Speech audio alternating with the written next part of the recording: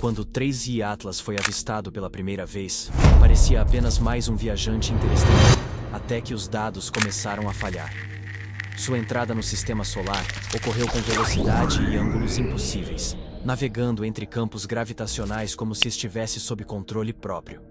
Diferente de qualquer cometa, o objeto não girava. Mantinha-se perfeitamente estável. As primeiras observações revelaram um brilho metálico e geométrico, incomum demais para algo natural. O laboratório de propulsão a jato da NASA confirmou aceleração não gravitacional, reacendendo memórias de Oumuamua.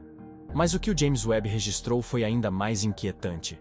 Padrões térmicos simétricos, isótopos desconhecidos e matrizes que lembravam painéis. Em apenas 48 horas, a IA do Webb detectou alterações de rota, precisas demais para serem naturais. A explicação oficial falou em sublimação, mas os dados mostravam manobras. A doutora Amina Thorne identificou o desvio mais alarmante, um alinhamento gradual com a trajetória da Terra. Simulações confirmaram o impensável. Agências da Europa, China e Rússia chegaram à mesma conclusão. Nos bastidores, o Webb foi colocado em protocolo emergencial. 3i Atlas não estava à deriva. Estava vindo na nossa direção. As emissões térmicas do objeto pulsavam de forma rítmica e organizada. Um sinal? Então veio a primeira anomalia de rádio. A Deep Array do 7, na Califórnia, captou uma transmissão fraca e repetitiva, sobrepondo-se à faixa de dados do Webb. Não era ruído aleatório, era binário. O mesmo padrão se repetia a cada 17 minutos, exatamente no período de rotação do objeto. Cientistas tentaram descartar como coincidência, mas quando a frequência mudou para cima, compensando o efeito Doppler em relação à Terra, ninguém conseguiu explicar. Era como se 3i Atlas quisesse ser ouvido. No 7º dia, o padrão mudou. Começou a transmitir números primos: 2, 3, 5, 7, 11. Pesquisadores do 7 congelaram. Aquilo era codificação inteligente, o sinal universal de uma mente racional.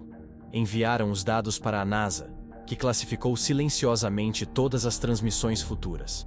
Ao mesmo tempo, as câmeras infravermelhas do James Webb captaram algo extraordinário: formas geométricas iluminando-se em sequência ao longo da lateral do objeto. Hexágonos perfeitos, alinhados como circuitos. Mapas térmicos mostraram ativações coordenadas, como se algum mecanismo interno estivesse entrando em funcionamento. Então, por 6 minutos completos, o Webb apagou.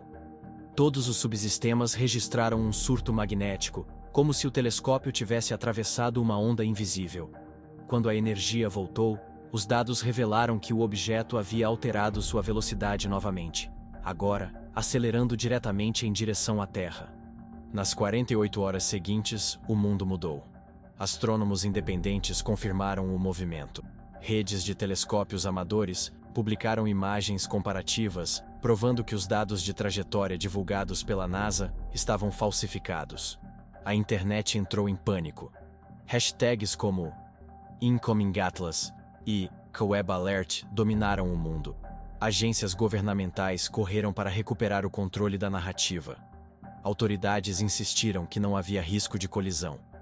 Mas, em reuniões fechadas, analistas diziam o contrário. Projeções estimavam um possível intercepto com a Terra em menos de 4 meses. O observatório chinês Sky-Eye detectou outra anomalia: rajadas eletromagnéticas sincronizadas ao movimento do objeto. Essas rajadas tinham estrutura, modulação, tempo deliberado. Satélites de alerta precoce da Rússia confirmaram as leituras. Pela primeira vez, agências espaciais do mundo cooperavam secretamente. Dados compartilhados revelaram o impossível. A aceleração do 3i Atlas correspondia a modelos teóricos de propulsão por plasma. Alguém, ou algo, estava pilotando. O James Webb retomou a observação completa, registrando detalhes no infravermelho nunca antes vistos. A superfície do objeto cintilava com painéis que lembravam metal cristalino. A composição deixou cientistas perplexos. Ela continha isótopos mais pesados que qualquer coisa encontrada naturalmente, incluindo elementos raros, teorizados apenas em colisões de estrelas de nêutrons. De repente, o espectrômetro do Webb detectou linhas de emissão idênticas as de um artefato descoberto anos antes no chamado Túmulo de Gilgamesh. Os conjuntos de dados coincidiam perfeitamente. Essa descoberta nunca chegou ao público. A ligação foi enterrada sob camadas de sigilo, rotuladas como correlação terrestre anômala. Enquanto isso, 3i Atlas continuava sua aproximação. Sua luminosidade aumentou, irradiando um brilho azul suave, quase vivo. Então, pouco além da órbita de Marte, ele começou a desacelerar. As equipes de dados da NASA ficaram atônitas. Nada poderia desacelerar daquele modo, sem expulsar massa ou energia. Mas o Webb não registrou detritos, nem plumas de propulsão. Apenas um campo de distorção ao redor, curvando a luz das estrelas. A gravidade não se comportava normalmente ao seu redor. Redes de inteligência militar reclassificaram-no como possível nave autônoma. Chefes de Estado receberam informes. Sistemas de defesa espacial foram silenciosamente ativados para observação. Nenhum anúncio público foi feito. 3 dias depois, surgiu um vazamento. Um áudio de 27 segundos de um registro de transmissão confidencial da NASA. Uma voz dizia, trêmula: "Não é uma rocha, está respondendo." O clipe viralizou antes de ser removido. Mas já era tarde. O mundo estava atento. Durante o rastreamento, o Webb detectou outra mudança. Uma reorientação deliberada de rotação. O eixo do objeto alinhou-se com o plano orbital da Terra. Imediatamente, as emissões de rádio se intensificaram, direcionando-se à Terra. Por 12 horas, todas as principais redes de satélites relataram interferências. Então, o SET recebeu um novo pacote de código binário. Desta vez, parte da mensagem pôde ser traduzida em 3 palavras arrepiantes. Estamos voltando. O pânico se espalhou. Mercados despencaram. Governos pediram calma, mas nada explicava aquela frase. Nos céus da Terra, auroras surgiram longe dos polos, brilhando em tons incomuns de dourado e violeta. Ressonâncias eletromagnéticas desencadeadas pelo objeto em aproximação. A NASA iniciou o Projeto Horizon, um plano para lançar sondas de interceptação não armadas. Mas antes que fossem lançadas, os sensores do Webb foram desligados novamente por interferência maciça. Quando voltou, o telescópio registrou uma imagem que chocou todos os observatórios. 3i Atlas havia se dividido em 6 segmentos simétricos, orbitando um núcleo central luminoso. Cada módulo emitia sua própria assinatura energética, formando um hexágono perfeito no espaço. Juntos, pareciam uma colossal flor abrindo-se no vazio. No centro, uma luz dourada pulsava ritmicamente, no mesmo intervalo do binário original. Físicos analisando a luz notaram distorções temporais, ciclos de dados repetindo-se com frações de segundo fora de sincronia. O próprio tempo parecia oscilar ao redor dele. O objeto não era apenas físico. Estava manipulando o espaço-tempo. Horas depois, os computadores do Webb começaram a falhar novamente. Arquivos de dados se duplicavam, invertiam-se e depois se reconstituíam em sequências legíveis. Números, símbolos, padrões em cuneiforme. Linguistas chamados da Divisão de Anomalias da NASA reconheceram alguns desses sinais.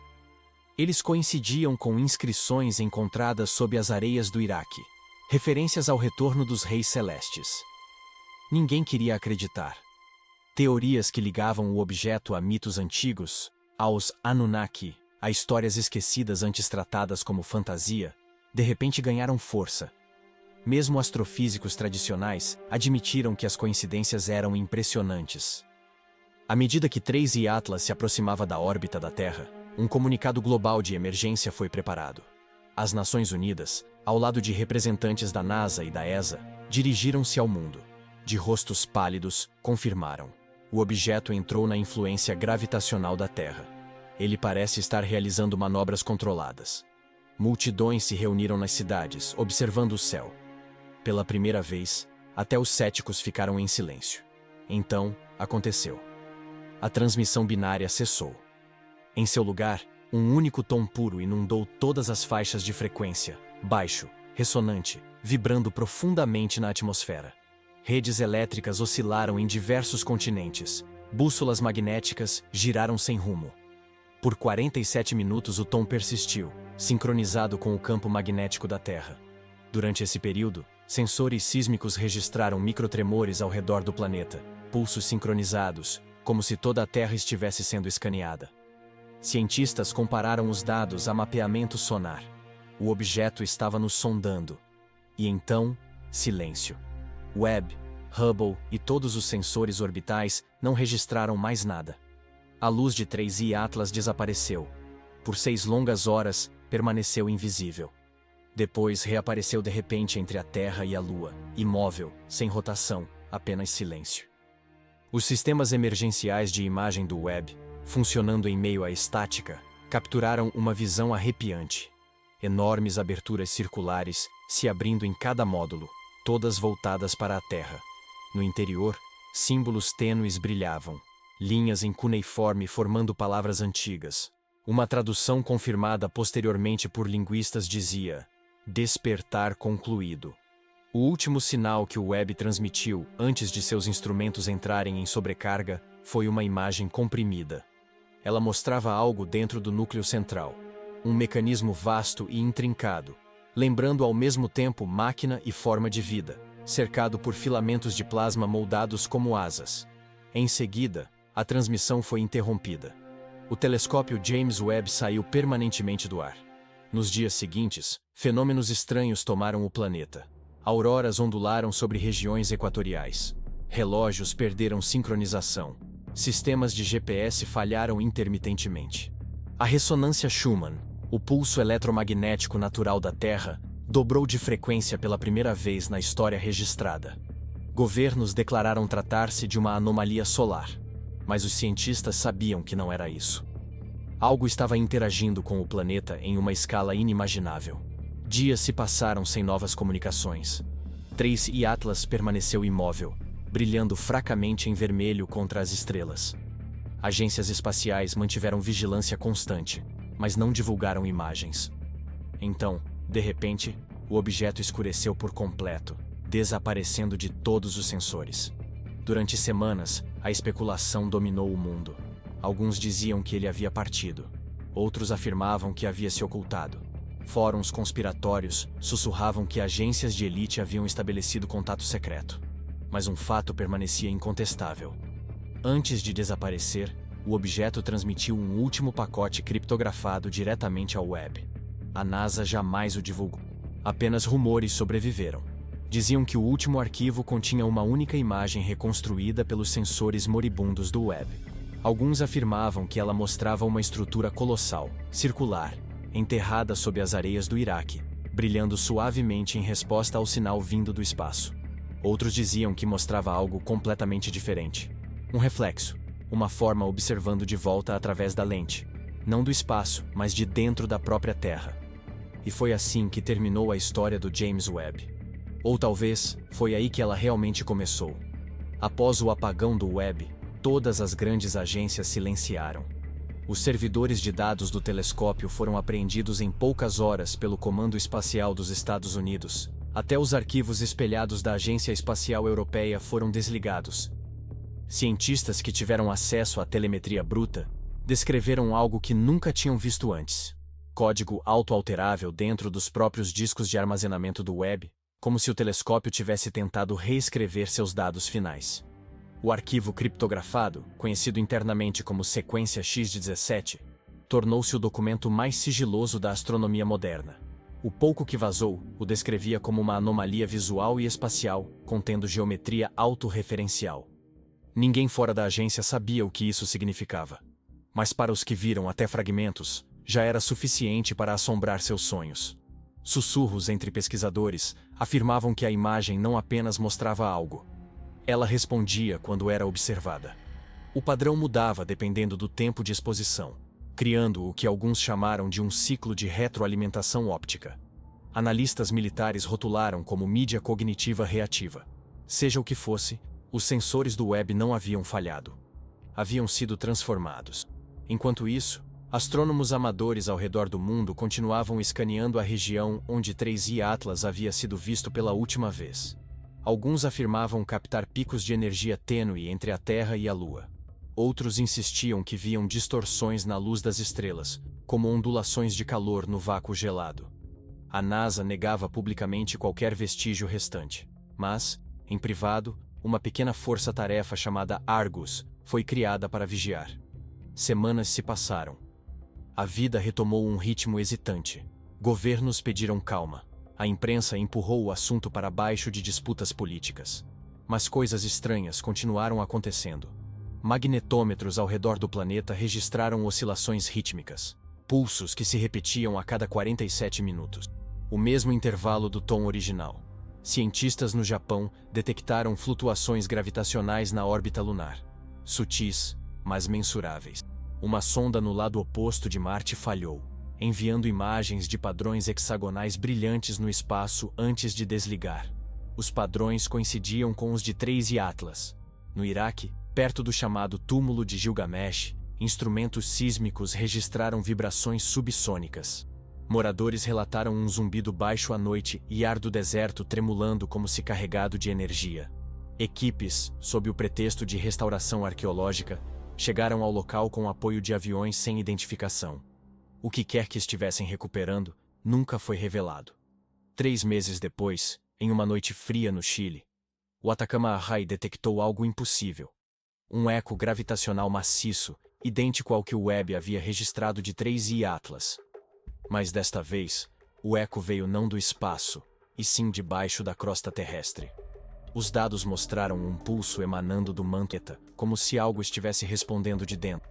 Alguns cientistas insistiram tratar-se de coincidência, um artefato tectônico. Outros admitiram em silêncio o que temiam. O sinal era inteligente. A essa altura, o nome 3I Atlas sumira de relatórios oficiais. Em seu lugar surgia um novo termo: a ressonância. Documentos classificados referiam-se a ela como uma presença de 2 domínios, metade cósmica, metade terrestre. Alguns membros da equipe Argus teorizaram que o objeto não havia chegado de outro lugar. Tinha estado adormecido no sistema solar, aguardando um chamado. O Webb apenas respondeu. E ainda assim, algo mudara no céu. Observadores amadores notaram alterações sutis no alinhamento das estrelas. O paralaxe das constelações oscilava, como se uma lente estivesse sendo ajustada. Era como se todo o sistema solar estivesse sendo afinado. Radiotelescópios captaram tons de fundo harmonizados perfeitamente com a mensagem binária original. Então, certa manhã, todos os sismógrafos do planeta registraram uma microvibração simultânea, com duração exata de 3,17 segundos. No mesmo instante, todas as bússolas magnéticas do planeta desviaram 1 grau para o leste. Satélites de GPS reinicializaram. A rotação da Terra desacelerou por uma fração infinitesimal de segundo. Era como se o próprio planeta tivesse exalado. Cientistas do Argus correlacionaram o evento a um pico estreito de energia detectado no lado oculto da Lua. Em 24 horas, a NASA divulgou um comunicado sobre uma flutuação temporária na magnetosfera. Mas e-mails internos vazados revelaram outra história. Algo colossal havia surgido brevemente na órbita lunar, correspondendo perfeitamente à assinatura energética de 3I Atlas. O Hubble conseguiu uma imagem parcial antes de o objeto desaparecer novamente. Um contorno tênue, circular, cercado por luz hexagonal. Não estava à deriva. Estava imóvel, como uma estrutura suspensa no vazio. Logo depois, a atmosfera superior da Terra começou a apresentar irregularidades. Fluxos de partículas carregadas desviaram dos padrões usuais do vento solar. Satélites meteorológicos registraram auroras surgindo até sob luz direta do Sol. Pilotos relataram faixas cintilantes cruzando o céu, invisíveis ao radar, mas visíveis a olho nu. Enquanto isso, transmissões criptografadas provenientes dos dados finais do Webb começaram a vazar para grupos científicos marginais. Um dos pacotes, parcialmente decodificado, continha uma matriz estranha de números e glifos semelhantes ao cuneiforme, dispostos em espirais. Linguistas determinaram que trechos se traduziam como a memória do vazio desperta. Ao mesmo tempo, redes elétricas por toda a Europa sofreram surtos sincronizados que acompanhavam o ritmo desses glifos, quando convertidos em frequências sonoras. Ninguém conseguia explicar como uma linguagem antiga poderia fazer sistemas modernos ressoarem, a menos que a mensagem fosse física universal codificada em símbolos. Rumores surgiram de que a imagem final do Webb se completamente decodificada, não revelaria uma nave alienígena, mas um mapa, não de estrelas, mas de estruturas enterradas sob os principais polos magnéticos da Terra. Os pontos se alinhavam com antigos sítios megalíticos: Gizé, Stonehenge, Angkor e os zigurates da Mesopotâmia. Cada local formava parte de uma rede hexagonal global. Foi então que a diretriz do Argus mudou. A equipe parou de olhar para o céu e começou a olhar para dentro. Imagens de radar subterrâneo foram encomendadas sob o pretexto de estudos geológicos. Sob os desertos do Iraque, a 11 quilômetros de profundidade, algo metálico refletiu o radar com geometria perfeita. Quando sondas de perfuração desceram, falharam inexplicavelmente. Seus circuitos foram destruídos, mas o imageamento sísmico revelou cavidades, corredores e, no centro, uma câmara com o formato do núcleo de 3i Atlas. Os dados coincidiam perfeitamente. As mesmas assinaturas de liga metálica que o Webb havia registrado no espaço também existiam no subsolo. Um cientista descreveu melhor a descoberta. Ele não veio até nós. Ele chamou a si mesmo. Ao redor do mundo, sons de baixa frequência começaram a reaparecer, audíveis apenas com instrumentos especiais. Seguiam um padrão preciso, alinhado aos ciclos da Lua. Radiotelescópios confirmaram que, a cada vez que a Lua atingia o perigeu, o sinal se intensificava. Era como se algo sob a Terra estivesse se sincronizando com algo acima dela, duas metades da mesma entidade, alinhando-se através do espaço. Então, exatamente um ano após a primeira detecção de 3i Atlas, o céu mudou. Por vários minutos, todos os satélites ao redor da Terra relataram perda total de sinal. Observadores no solo viram uma luz dourada tênue se espalhar pelo céu noturno, cobrindo todo o hemisfério como um amanhecer feito de estrelas. Quando os sistemas voltaram, a Lua parecia levemente deslocada. Sua telemetria orbital alterada demais para ser erro. No dia seguinte, as leituras gravitacionais se estabilizaram.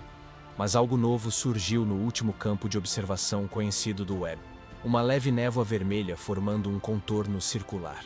Especialistas tentaram descartar como dispersão de lente, mas a formação persistiu por dias. Frequências de rádio próximas de 1420 MHz, a linha do hidrogênio, encheram-se de ruído estruturado, a mesma frequência usada pelo objeto. Então veio a transmissão final, não do espaço, mas através do próprio campo magnético da Terra. Foi detectada simultaneamente por instrumentos na Antártica, no Havaí e na Noruega. O padrão era idêntico ao primeiro, mas desta vez a tradução estava completa. Somos a memória do seu início. E retornamos ao lar. Por 47 horas, o sinal continuou antes de desaparecer no silêncio. Quando terminou, os céus voltaram ao normal. 3i Atlas nunca reapareceu, e o mundo ficou com perguntas grandes demais para a ciência responder. Os governos encerraram oficialmente o caso, classificando-o como anomalia não terrestre de natureza inconfirmada. Os sistemas do telescópio Webb foram declarados irrecuperáveis, mas em uma instalação selada em algum lugar no deserto de Nevada, servidores ainda vibram discretamente, decodificando fragmentos da sequência X17, tentando renderizar a imagem final. Persiste um rumor entre os poucos que viram o quadro reconstruído. Dizem que ele não mostra uma nave, nem um planeta, nem estrelas. Mostra uma vasta câmara circular cheia de luz, e em seu centro, uma forma quase humana, estendendo a mão em direção à lente como se através de um espelho. E enquanto os dados se repetem infinitamente, cada ciclo exibe a mesma linha de código final, gravada profundamente na memória moribunda do Webb. Observação concluída, aguardando o sinal de retorno. Durante meses, o mundo acreditou que a história havia terminado. O telescópio James Webb foi desativado, sua órbita classificada, e os arquivos relacionados ao 3i Atlas enterrados sob camadas de sigilo nacional.